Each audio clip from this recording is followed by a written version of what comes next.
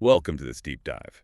Today, we're cracking open a really fascinating topic, how we communicate without, well, actually saying anything. Exactly. We're looking at a source called Body Language Black Magic, how to command a room without saying a word, focusing particularly on some hybrid meeting hacks it mentions. Yeah, the title sounds maybe a bit dramatic, black magic, but the ideas themselves are actually surprisingly practical. Yeah. It's all about how we perceive each other through nonverbal signals. Right. And what's really key here is this idea that we're constantly sending signals, through posture, gestures, even how we frame ourselves on a video call. It's like your body language is your opening pitch deck, isn't it? Before you even say hello. Precisely. It sets the stage. So our mission for this deep dive is to pull out the most useful techniques, things you can actually use. We'll cover optimizing your Zoom presence, the so-called CEO pause, Oh, yeah, the strategic and silence. navigating those tricky hybrid meetings, reading a room with the Sherlock scan, and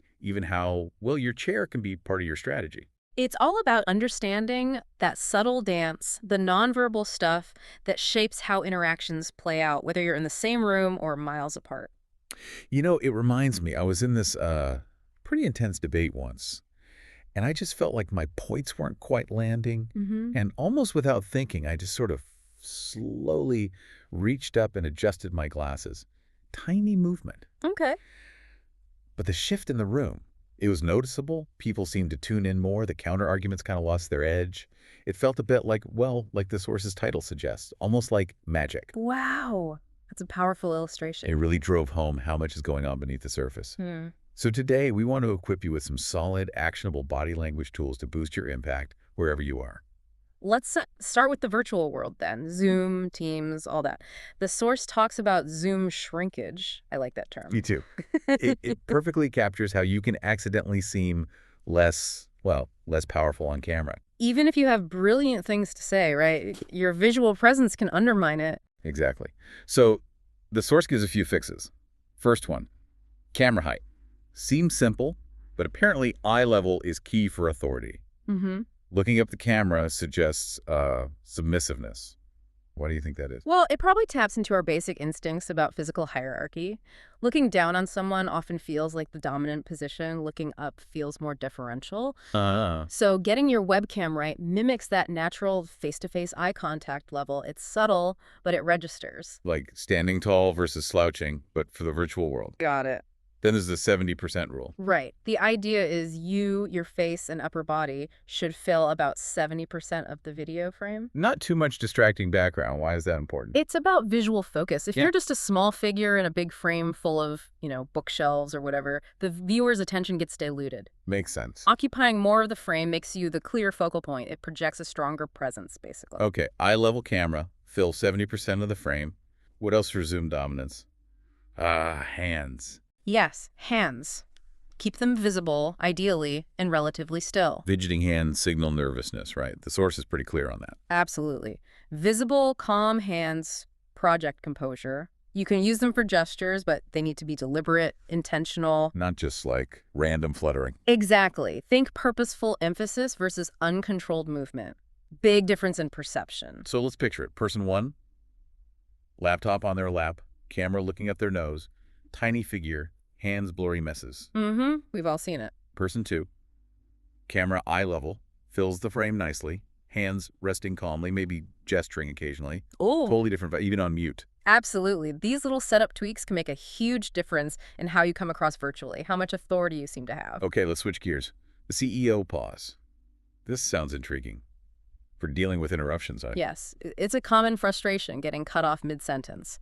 This technique offers a way to handle it without, escalating things. So how does it work? Okay, 3 steps when you're interrupted. 1, stop talking immediately. Lean back, just slightly. Okay, lean back. 2, pause. For 3 full seconds. Count them. 1 Mississippi, 2 Mississippi, 3 Mississippi. 3 whole seconds. That feels like an eternity in a meeting. It can feel long, but that's the point. Mm-hmm. Then step 3, resume speaking with, as I was saying, and maybe lower your vocal pitch just a touch. Okay, stop. Lean back, 3-second pause. Resume calmly. What's the psychology there? Why the silence? Well, the theory is the interrupter might feel a tiny, maybe subconscious pang of guilt or awkwardness during that silence they created. Ah, you're not fighting back. You're just letting the interruption hang there. Exactly. You create a space for them to maybe recognize, oh, I cut them off. Then, resuming calmly, maybe a bit lower pitch, reasserts your control without aggression. It's like subtle training. Fascinating. It's nonverbal Aikido, almost, using their momentum. I like that. Definitely curious to try that one out. Maybe carefully. Now, hybrid meetings. The bane of many existences. Some people in the room, some remote. Big potential for disconnect. Oh, yeah. Easy for the virtual folks to feel like they're watching TV while the real meeting happens elsewhere. The source calls these hybrid meeting hacks. First one, the standing rule. Right. Whoever is standing in the room tends to command more attention subconsciously. Why is that? Just height again? Probably partly height, partly just being a more prominent figure in the physical space. If you're leading and you're in the room, standing can help bridge that gap, keep you visible to everyone. Okay. Hack number 2, the screen cheat. This one's clever. Even if everyone's in the physical room, put the slides or shared document up on a screen everyone can see, including the remote people. And the trick is, people in the room naturally look at the screen. Which means they're also more likely to be making eye contact with the remote participants displayed on that same screen. It creates a shared focus. Levels the playing field a bit. Smart. Okay, the last one sounds a bit more direct. The name weapon. Yeah, this one needs a bit of care. If a remote person seems checked out, camera off, quiet for ages, you directly, politely call on them by name. Like, John, camera's off. What are your thoughts on this point? Puts it on the spot? No. It does, so the intention has to be right. It's about re-engagement, signaling their input is valued, not about shaming them. I can boost inclusivity, used poorly. Yeah, awkward. Right, tread carefully. The source apparently had some horror stories too. CEO eating a messy salad on camera. Yes. A perfect, if slightly gross, reminder that in hybrid, you're kind of always on. You need awareness of both audiences. Basic professionalism still applies. Good point. Okay, shifting from managing the room to reading it. The Sherlock scan. Love the name. Me too. It's about quickly assessing the underlying dynamics by picking up on subtle, nonverbal cues. Supposedly, you can get a decent read fast. What are we scanning for, Sherlock? 3 main things. First, feet. Where are people's feet pointing? Feet. Seriously. Apparently. Subconsciously, our feet often point towards what or who has our real attention or interest. A quick look around can show alignments. I've never thought to look at people's feet in a meeting. Why feet specifically? The idea is they're less consciously controlled than, say, where we look or what our hands are doing. Feet can be more honest about our focus. Okay, feet direction. What's cue number 2? Microgazes. Tiny, fleeting glances between people, often when someone else is talking. Like a quick, secret, I agree with you look. Exactly. Or did you hear that? It suggests a hidden alignment or shared reaction. You have to be pretty observant to catch these. Definitely. Very subtle. And the third cue? The pen death grip. Okay, what's that? Someone gripping their pen super tightly, maybe knuckles turning white. It can be a sign of suppressed frustration, tension, disagreement, something they're holding back. So feet direction, micro gazes, and the pen death grip. It's like assembling clues to the unspoken story in the room. Pretty much. The source even suggests watching a meeting on mute and just trying to figure out who holds the power based on these kinds of cues. Good practice. Yeah, that sounds like a great exercise, actually. Forces you to really watch. Develops that observational muscle. Okay, finally, let's talk chair warfare. Sounds intense. Using furniture for power. It's about how you occupy your space. Tactic 1. Expansive seating. Basically, don't make yourself small. Use the armrests, sit upright, take up your allotted space. Right. Avoid hunching or pulling in. It projects confidence, ownership of your space. Making yourself physically smaller can signal submissiveness. Like animal kingdom stuff, puffing up feathers. Makes sense. What else in the chair arsenal? Standing meetings.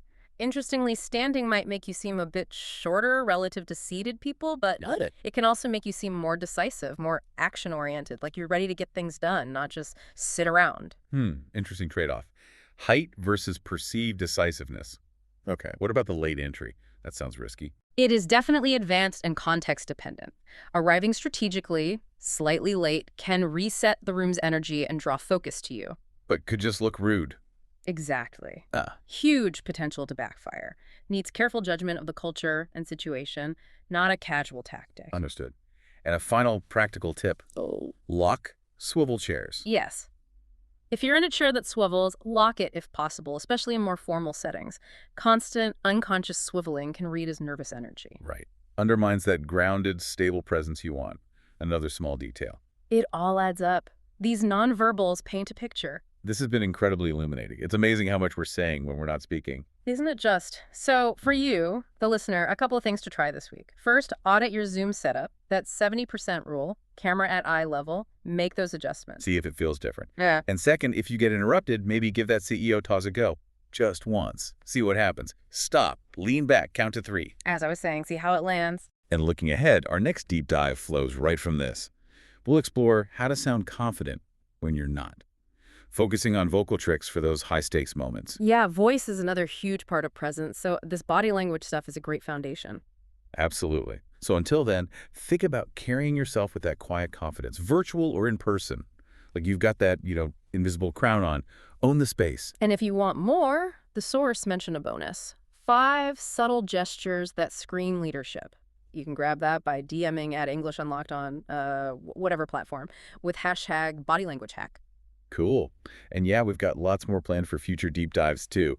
Things like decoding corporate jargon, dealing with passive-aggressive types. Cultural differences in body language, Right. Asia versus the West, for example. Uh, Spotting liars. Yeah. Well, inconsistencies. In meetings.